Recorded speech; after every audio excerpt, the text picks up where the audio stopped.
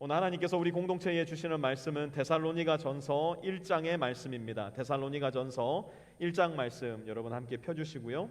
오늘 1장 전체의 말씀 함께 공부하게 될 텐데요. 함께 하나님 말씀 합독하실 때는 9절과 10절 우리 2절 말씀 합독하도록 하겠습니다. 찾으신 분들 자리에 다 일어나셔서 데살로니가전서 새롭게 시작하는 하나님의 말씀입니다. 1장 9절과 10절 우리 큰 목소리로 함께 합독하도록 하겠습니다. 함께 읽습니다. 시작.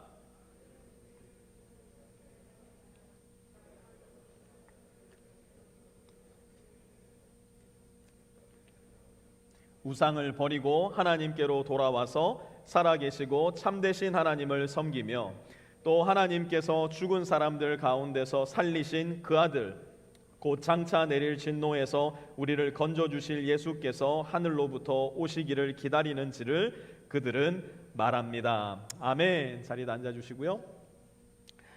지난주까지 우리는 구약의 전도서 말씀을 함께 공부했고요. 이번 주부터 다시 신약으로 넘어와서 데살로니가 전서 말씀을 함께 공부할 텐데요. 데살로니가 전서 말씀을 공부하면서 우리가 먼저 물어야 할 질문은 데살로니가에 있었던 교회는 도대체 어떤 교회였을까라는 질문입니다. 데살로니가 교회는 바울의 2차 전도 여행 중에 개척된 교회였습니다.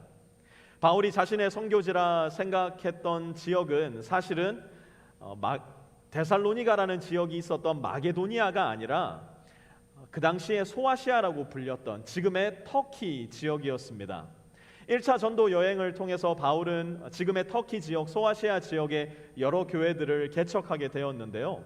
2차 전도 여행의 주요 목적은 사실 1차 전도 여행 때 개척된 교회를 돌아보고 굳건하게 세우는 일이었습니다. 그런데 이상하게 그 일을 하려고 하니까 길이 자꾸 막히는 거예요. 1차 전도 여행 때 갔었던 이 지역에 가서 교회를 더 굳건하게 세워야 되겠다 마음을 먹었는데 자꾸만 하나님의 손이 그 길을 막는 것 같은 생각이 드는 겁니다. 조급해졌어요. 당황하기 시작했어요. 걱정도 하기 시작했어요. 하나님 도대체 어떻게 해야 됩니까? 라고 기도하고 있던 그때에 어떤 일이 생기냐면 이 일이 생기는데요. 오늘 주보로 여러분들 데살로니가 전서 말씀에 이렇게 꼽아 놓으시고요. 사도행전 16장으로 한번 가봅시다. 사도행전 16장입니다.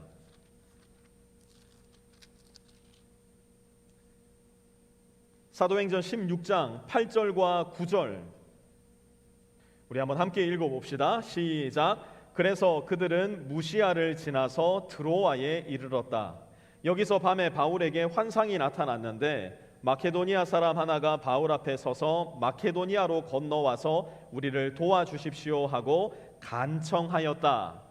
마케도니아는요, 사실 바울을 비롯해서 그 누구도 복음이 전해져야 할 선교지로 고려하고 있지 않았던 지역이었습니다. 꿈조차도 꿔보지 않은 곳, 그곳은 마치 닫혀있는 문과도 같은 곳이었어요. 그런데 하나님께는 그렇지 않았던 것 같아요. 하나님께는 마케도니아는 열린 문이고 단순히 열린 문이 아니라 이제는 복음이 소아시아 지역을 넘어서 유럽 땅으로 넘어가는 관문과도 같은 곳이 바로 마케도니아 지역이었어요. 그래서 바울은 드디어 마케도니아, 오늘날 그리스 지역으로 넘어가 복음을 전하기 시작하는데요. 그 첫 번째 장소가 우리가 성경에서 볼 수 있는 빌립보 지역에 있었던 곳에 편지를 보냈던 것이 빌립보서인데요. 빌립보 지역에서 처음으로 사역을 시작했고요. 두 번째 지역으로 우리가 오늘 공부하고 있는 데살로니가 지역에서 복음을 전하기 시작하게 됩니다. 데살로니가는 그 당시 로마 전체 제국에서 가장 큰 항구 도시 중 하나였습니다.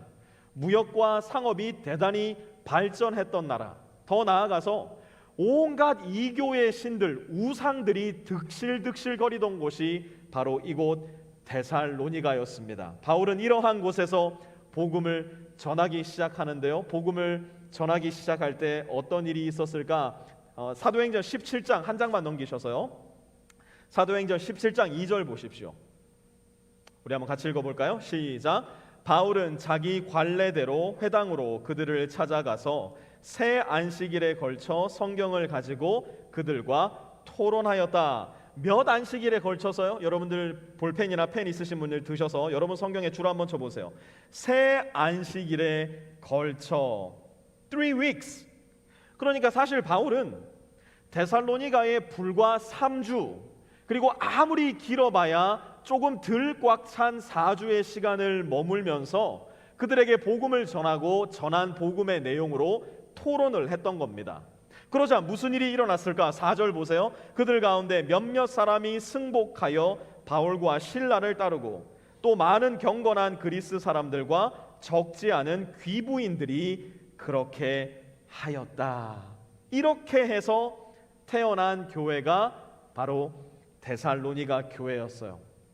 바울이 이 서신서를 썼을 당시 데살로니가 교회는 온 지구상에 존재하는 교회 중에 가장 어린 베이비 교회 중 한 곳이었습니다.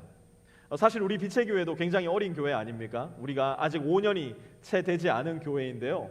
오늘 우리가 공부하고 있는 이 데살로니가 교회에 비하면 우리 빛의 교회는 거의 할아버지 교회 수준입니다. 데살로니가 전서가 쓰여졌을 당시에 데살로니가 교회는 한 돌도 채 지나지 않은 교회였을 가능성이 대단히 높았기 때문이에요. 한번 생각해 보세요. 개척된 지 1년이 채 되지 않은 교회, 더 나아가서 그 교회의 모든 구성원들이 예수를 믿은 지 1년이 채 되지도 않은 신자들로 구성된 교회, 더 나아가서 하나님에게 공식적으로 임명받은 지도자가 단 한 사람도 존재하지 않았던 교회. 그러니 바울의 마음속에 데살로니가 교회를 생각할 때 얼마나 걱정이 컸겠습니까? 얼마나 바울의 마음에 이것도 가르쳐야 되는데 저것도 가르쳐야 되는데 마음이 조급했겠습니까? 더 나아가 아이고 이 성도들이 하나님을 외면하고 예수님을 부인하고 성령을 떠나버리면 어떡하나. 바울 마음 가운데 얼마나 불안감이 많았겠습니까? 어디 한번 우리의 예상이 맞을지 데살로니가 전서 1장 속으로 우리 함께 들어가 보도록 하겠습니다. 여러분들 주보로 표시해 놓았던 데살로니가 전서 다시 돌아가셔서요 1장 1절부터 우리 함께 보도록 하겠습니다. 같이 읽어볼게요. 바울과 실루아노와 디모데가 하나님 아버지와 주 예수 그리스도 안에 있는 데살로니가 사람의 교회에 이 편지를 씁니다. 은혜와 평화가 여러분에게 있기를 빕니다. 바울은 지극히 평범한 소개로 편지를 시작합니다. 그 당시 로마 지역에 살았던 사람들이라면 누구나 시작했을 편지의 서두 내용, 그런데 로마 시대 사람들에게는 전혀 익숙하지 않았던 새로운 표현이 이 편지 서두에 등장을 하는데요. 1절 후반절 한번 보세요. 줄 한번 쳐보실까요? 은혜와 평화가 여러분에게 있기를 빕니다.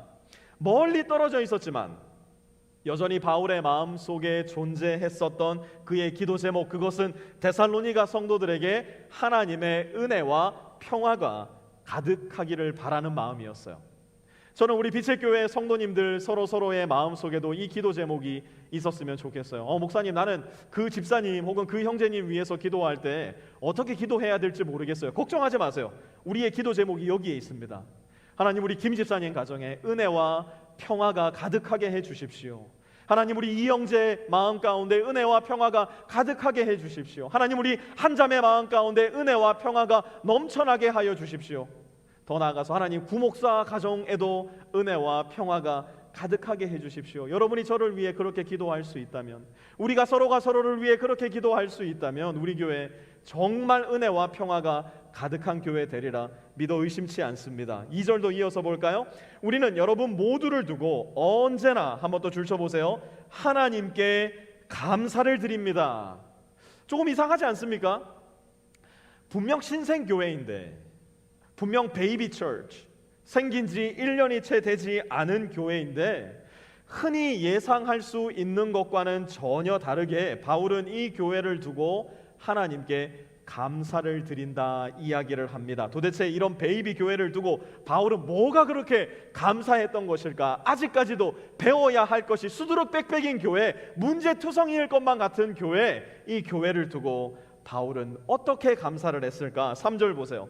또 우리는 하나님 우리 아버지 앞에서 여러분의 믿음의 행위와 사랑의 수고와 우리 주 예수 그리스도께 둔 소망을 굳게 지키는 인내를 언제나 기억하고 있습니다.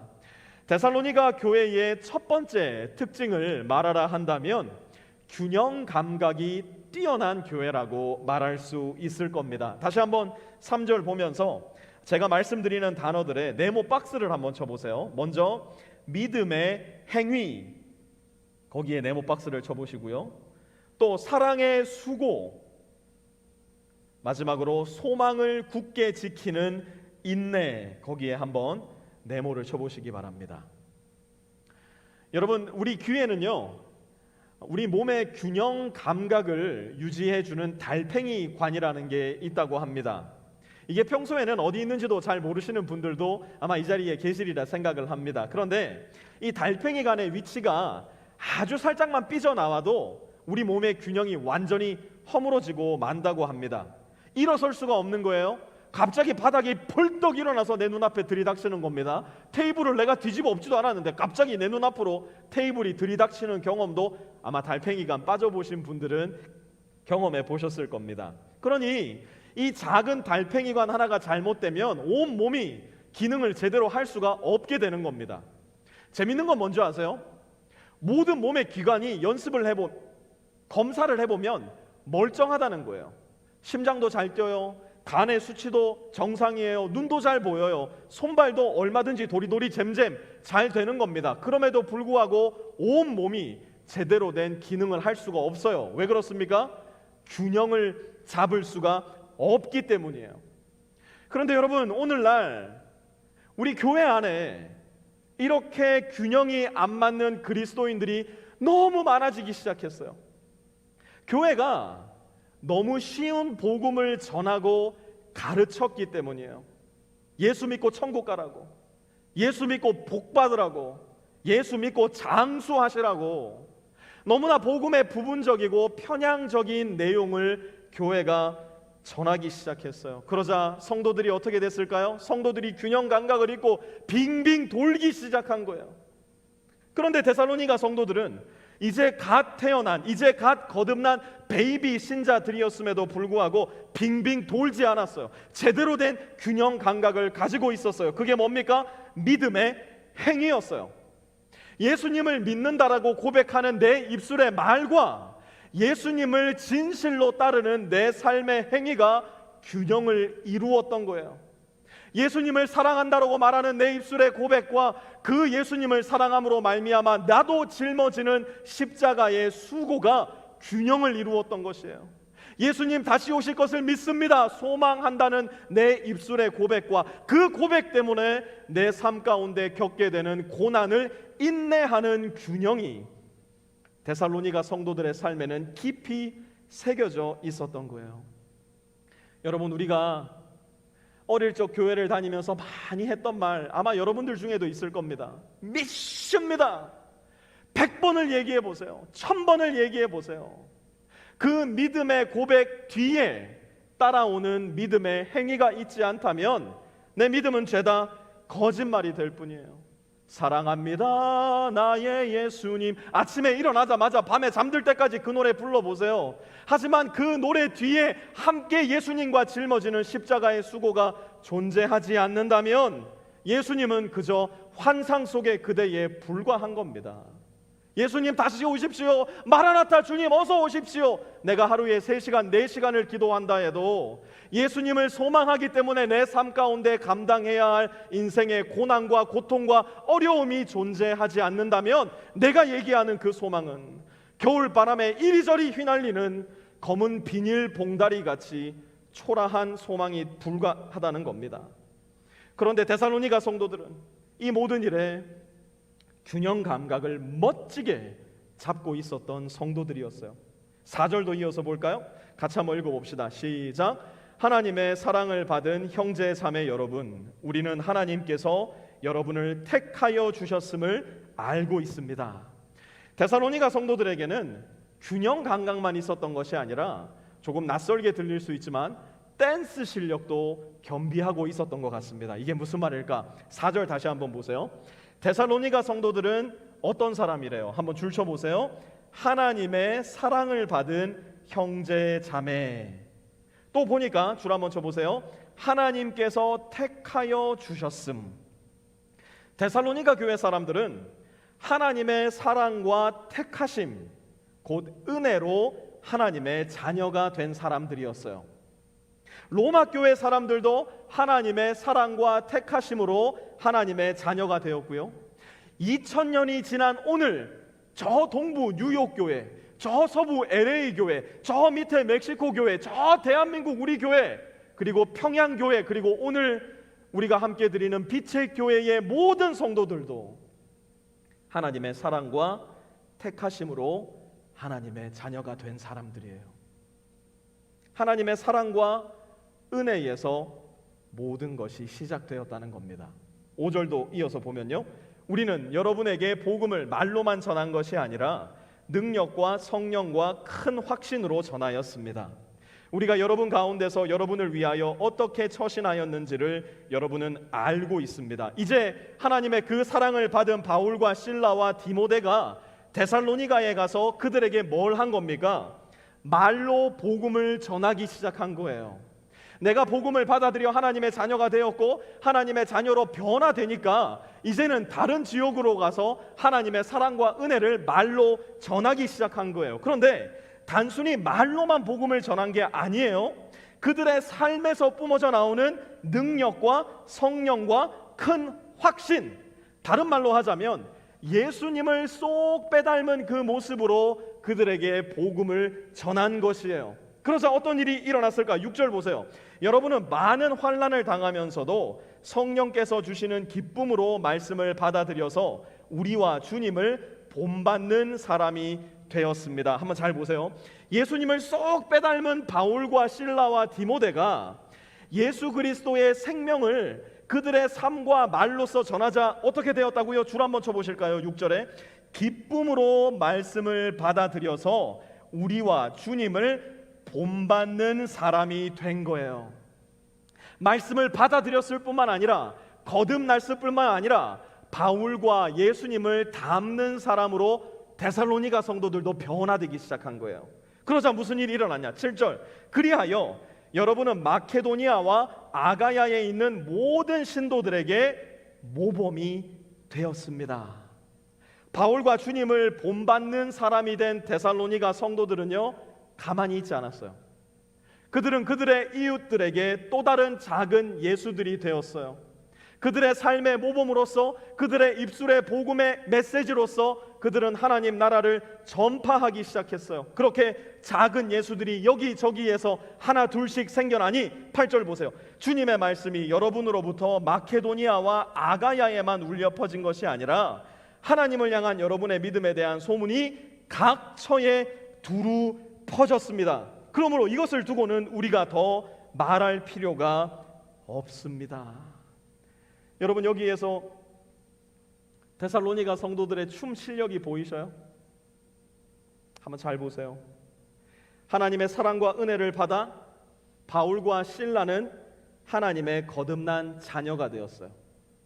하나님의 거듭난 자녀가 되자 그들은 즉시로 예수님을 본받는 사람들로 변화되고 그들을 변화시킨 복음을 이제는 데살로니가 성도들에게 전하기 시작합니다. 그러자 데살로니가 사람들은 그 복음을 받아들이고 하나님의 거듭난 자녀로 조금씩 날마다 변화되기 시작했어요. 또한 그 복음의 능력을 가지고 바울이 그러했던 것처럼 그들은 마케도니아 지역으로, 아가야 지역으로 나가 예수 그리스도의 복음을 그들의 입술로 또한 그들의 삶으로 전하기 시작합니다. 그러자 단순히 데살로니가 지역뿐만 아니라 마케아 지역, 아게야 지역 모든 각처에 예수 그리스도의 복음이 울려 퍼지게 됩니다. 마치 하나님과 바울과 실라와 디모데가 데살로니가 교회와 마케도니아 지역에 있는 교회와 아가야 지역에 있는 교회와 모든 각처에 있는 사람들과 빙글빙글 함께 돌며 복음의 춤을 추고 있는 듯한 장면이 바로 이 장면 아니겠습니까? 이 베이비 신자들에게 이 정도 춤 실력이 있었다면 예수 믿은 지 5년이 지난 우리, 10년, 20년, 40년, 50년이 지난 우리의 삶에는 얼마나 더 큰 복음의 춤 실력이 있어야 할까요? 사랑하는 성도 여러분, 복음을 듣고 복음을 믿은 것에 결코 안주하는 사람들이 되지 마십시오. 이만하면 됐다 착각하지 마세요. 그래, 나 예수 믿고 천국 믿으니까 죽고 천국 갈 거야. 나 예수 믿으니까 복 받을 거야. 이 시대 사탄이 가장 잘 써먹는 이런 위험하고 거짓된 사탕 발림에 결코 속아 넘어가지 마십시오.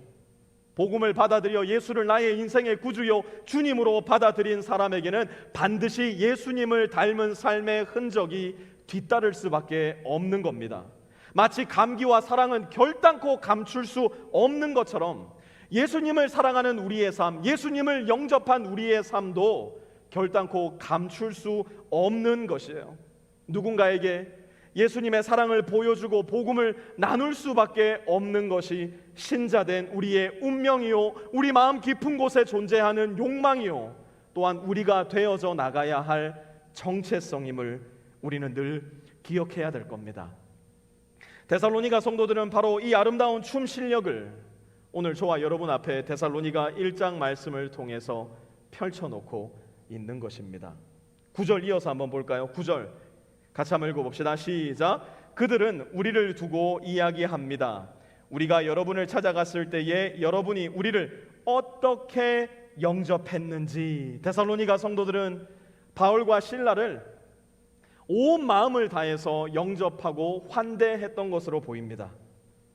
그들의 눈에 정직하게 이야기하자면 바울과 실라는 로마의 통치를 받는 식민지의 사람들, 피지배층에 불과했을지도 모르겠어요. 어쩌면 나는 고용주, 너는 고용인이라고 계급의 격차를 벌려놓았을 수도 있었을 겁니다. 그런데 데살로니가 성도들은 이 모든 고정관념을 깨트려버리고 바울과 실라를 한 가족처럼 마이 브라더로서 받아들이게 됩니다. 어떻게 그렇게 할 수 있었을까?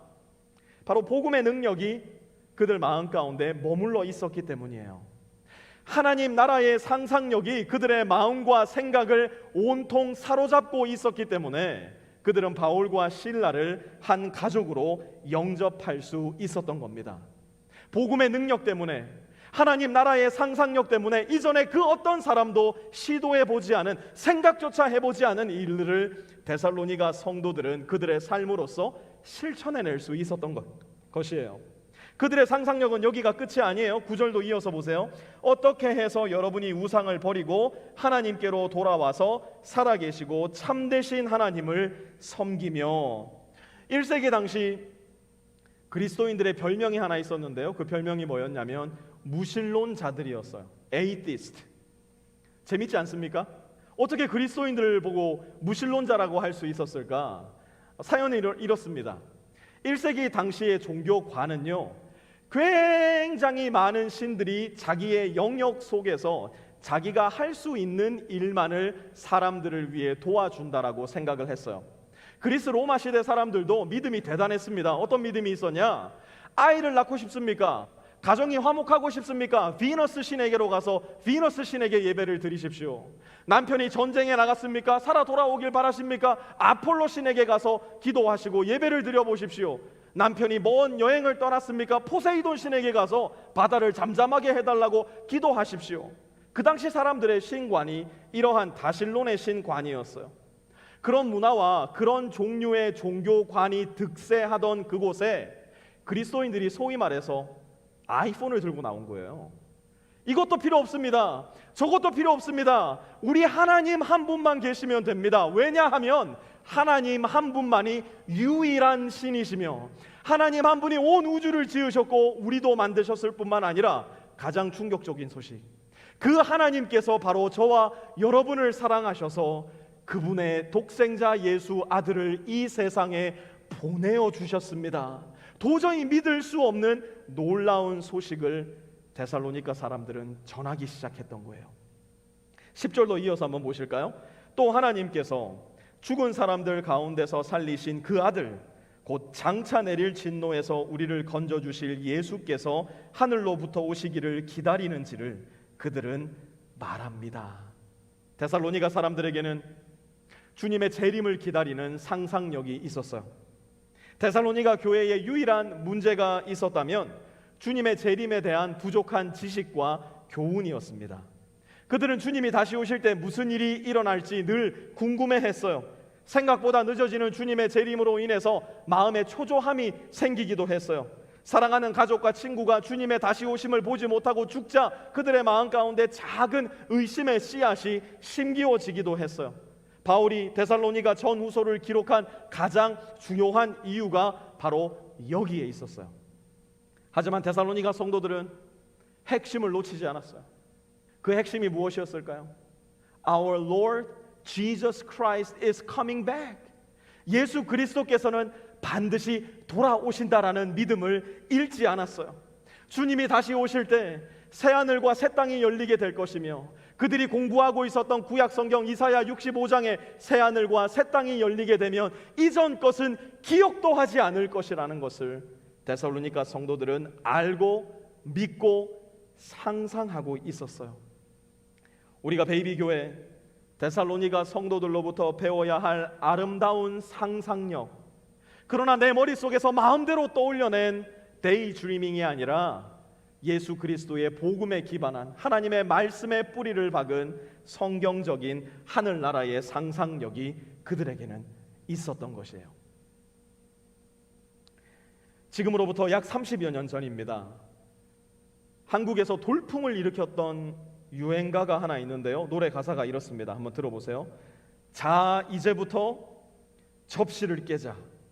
접시 깬다고 세상이 깨어지나. 이 노래 혹시 기억하는 분 계십니까? 지금이야 남편들이 설거지도 안 하고 밥만 먹고 숟가락 놓고 일어나면요 간땡이가 배 밖으로 나온 남편이라고 이야기를 합니다. 그런데 30년 전만 해도요 남자들이 부엌에 들어가면 큰일 나는 줄 알았었어요. 그런데 그때 무명의 한 가수가 돌연 출연을 하여서 노래를 하기 시작하는데 뭐라고 노래를 하느냐? 자, 이제부터, 아무도 기억을 못 하시는군요. 탁 하면 이제부터 탁 코러스를 해주셔야 되는데 다시 한번 해볼까요? 자, 이제부터. 진짜 모르세요 이 노래를? 저는 이게 믿기지가 않아요. 이 노래를 모른다는 게. 이게 정말 유행했던 노래거든요. 계속 노래 불러볼게요. 자, 이제부터 접시를 깨자. 접시를 깨자. 접시 깬다고 세상이 깨어지나. 진짜 기억 안 나세요? 난 진짜 그게 믿을 수가 없어요. 이게 옛날에 사랑이 뭐길래라는 드라마에 김혜자 씨가 자기 남편 대발이 아빠가 대발을 하면은 틀어놓고서는 들었던 노래 중에 하나로 굉장히 유행했던 노래거든요. 접시를 깨자는 거예요. 접시 깬다고 세상 안 깨어진다는 거예요. 안 해봐서 불편할 수는 있겠죠. 익숙하지 않으니까 실수할 수는 있겠죠. 그래서 접시 닦다가 미끌 손 밖으로 벗어나서 와장창 접시 하나 깨질 수는 있겠죠. 그래도 괜찮다는 거예요. 왜요? 그렇게 해서라도 내 아내를 향한 사랑을 표현할 수 있다면, 그렇게 해서라도 내 아내를 조금 섬겨줄 수 있다면 기어이 접시를 깨보자는 겁니다. 그렇게 아무것도 아닌 것 같은 접시 하나 닦으면서 우리 가정을 바꾸어 보자는 거예요. 세상을 변화시켜 보자는 노래였어요. 이 무명의 가수가 접시를 깨자고 노래한 지 이제 30여 년이 지났는데요. 이제 거의 모든 대한민국 남자들은 접시 따위야 뭐 요새는 뭐 백주부 때문에 뭐 남자들도 요리 대단히 잘하지 않습니까? 완전히 새로운 세상, 새로운 남자들로 다 변화되었습니다. 여전히 밥을 먹고 숟가락 놓고 나오는 남편들이 계시다면 접시를 깨셔야 됩니다. 그리스도인들도 접시를 좀 깨야 됩니다. 어떤 접시를 깨야 될까요? 믿음만 강조하고 무조건 믿기만 하면 된다고, 예수 믿고 너 한 사람 복 받으면 된다고, 예수 믿고 네 한번 천국 가면 그게 장땡이라고 생각하는, 저와 여러분도 모르는 사이에 우리 안에 깊숙이 뿌리 박힌 이 접시, 우리 깨야 됩니다. 부흥이라는 예쁜 포장지를 입혀놓고 외형적인 성장을 최고의 가치로 추구하는 우리의 접시, 우리 교회가 다 같이 집어 던져 깨트려야 됩니다. 성장이라는 핑계로 전도를 강요하던 접시 깨뜨려야 됩니다. 우리 교회 더 크고 더 화려한 교회가 되려는 욕망의 접시도 다 깨뜨려야 됩니다. 헌금은 무조건 교회로만 하라고, 그렇지 않으면 하나님께서 안 받으신다고 윽박지르는 접시도 깨뜨려야 됩니다. 왜 그러냐? 한국 교회 지난 50여 년 한결같이 이 패러다임으로 달려왔어요. 미국 교회 다를까요? 미국 교회를 따라서 우리 한국 교회가 그 길을 걸어왔어요. 그리고 오늘날 우리가 살고 있는 이곳 북미, 그리고 우리의 조국 대한민국이 받는 교회의 평판, 그리고 저와 여러분이 이 세상에서 단 한 조각도 제대로 드러내지 못하는 우리 믿음의 실력이 그렇게 정신없이 달려왔던, 그렇게 애지중지하며 아껴왔던 접시를 보관하던 우리의 결과이고 열매예요. 이제는 접시를 깰 때가 된 거예요. 교회가 얼마나 성장했냐? 이 질문이 내가 얼마나 예수님을 닮은 사람으로 성숙했는가? 이 질문을 결단코 앞질러서는 안 된다는 거예요. 매년 연말 우리 교회 성도 수가 100명이 늘었습니다. 우리 교회 라이프팀 수가 20개가 더 늘었습니다. 여러분, 아무 의미 없는 얘기예요. 내가 예수님을 닮지 않고 있는데, 내가 한 해가 지났어도 예수님의 사랑과 용서와 인내와 자비와 양성과 충성과 온유가 내 안에서 단 한 인치도 더 자라나지를 못했는데, 우리 교회 100명이 늘고 라이프팀 100개가 늘어나면 그게 도대체 무슨 의미가 있겠어요? 오히려 우리는 매년말 이렇게 이야기해야 될 거예요. 우리 빛의 교회 모든 성도님들이 너무 예수님 닮은 사람들로 변화되고 있는 것 같아요. 라이프팀 안에서 형제님을 보니까 올 초에는 보이지 않던 인내의 예수님의 모습이 보여요. 우리 자매님을 보니까 용서의 예수님이 더 많이 보이는 것 같아요. 이러한 이야기들이 오히려 더 예민하게 저와 여러분들 속에서 발견되어야 돼요. 한 번에 수십 명, 수백 명씩 전도한답시고 총동원주의를 선언해 놓고 한 사람을 타겟으로 삼아서 그 사람 교회만 데리고 오면 나 전도했어요 라고 생각하는 이 어리석고 추잡한 생각도 빨리 내던져서 깨뜨려 버려야 합니다. 그보다 한 사람 한 사람에게 내가 직접 교회가 돼야 돼요. 내 가정에서, 내 직장에서, 내 친구들과의 관계에서, 학교에서 내가 예수 그리스도의 교회가 되어 그 사람의 인생에 함께 동참하기 시작해야 돼요. 당신은 무엇을 믿고 살아가는지 귀 기울여 들을 수 있는 삶의 자세가 필요해요. 그 사람의 슬픔에 깊이 함께 공감하여 울어주고, 그 사람의 기쁨에 깊이 공감하여 함께 기뻐해주는 삶의 자세, 더 나아가 기회가 있을 때마다, 시마다 때마다 아름다우신 예수 그리스도의 복음을 나의 입술로, 나의 삶으로 전할 수 있는 교회가 우리는 되어야 할 겁니다. 특히 우리가 깨트려야 할 접시, 일주일에 한 번 교회에 와서 나홀로 앉아 멋들어진 예배를 드리고 감정으로 충만한 기도를 하나님 앞에 드렸으며, 부들부들 떨리는 손이지만 그래, 헌금은 해야 주님이 복 주시지, 헌금함에 봉투를 집어넣고 I'm done, 그게 그리스도인이라고 생각하고 믿고 있는 이런 이교도적인 신앙 버려야 돼요. 깨뜨려 버려야 돼요. 주일 예배에서 하나님의 아름다우심과 은혜로우심과 사랑의 풍성하심을 듣고 보고 배웠다면, 이제는 교회 안의 형제와 자매들에게, 그리고 교회 문을 열고 나가자마자 만나게 되는 내 아내와 내 자녀들에게, 내일부터 시작되는 내 직장의 동료, 친구, 선 후배들에게 그 사랑과 은혜를 마음껏 나누고 전하는 사람으로 조금씩 변화되어 나가야 돼요. 이것은 어쩌면 저와 여러분 모두에게 전혀 익숙치 않은 일일지도 모르겠어요. 그러나 성경과 하나님은 단 한시도 거르지 않고 계속해서 끊임없이 우리에게 가르쳐 주시고 말씀해 왔던 일들이에요. 데살로니가 교회와 같이 베이비 교회, 베이비 신자들도 기꺼이 감당하고 있었던 일들을 어쩌면 우리는 너무나 오랜 시간 간과하며 살아왔을지도 몰라요. 그러니 이제 다시 접시를 깨트릴 때가 된 거예요. 서투를 겁니다. 짜증도 날 겁니다. 매우 불편하고 당황스러운 일도 많이 생길 거예요. 이 일을 하다 보니까 손에서 미끌 접시가 빠져나가서 와장창 접시가 깨지고 우리 교회가 완전히 박살나는 것 같은 위기를 겪게 될 때도 분명 있을 거예요. 그러나 너무 걱정하지 마세요. 접시가 깨질 때마다 우리의 완고하고 강팍하고 딱딱한 마음도 같이 깨질 거예요. 저와 여러분의 마음이 얼마나 딱딱합니까? 그렇게 우리의 마음과 영혼이 조금씩 금이가 깨질 때 무슨 일이 일어나느냐? 우리가 접시를 깨기 전에 먼저 접시를 깨신 분이 계세요. 하나님의 본체, 하나님의 독생하신 아들 예수 그리스도께서 그분의 몸을 깨트리셔서 이미 우리에게 오셨고요. 우리가 그토록 아끼던 우리의 접시를 깨트리기 시작할 때 그 깨어진 틈 사이로 예수님은 비로소 들어오기 시작하실 거예요.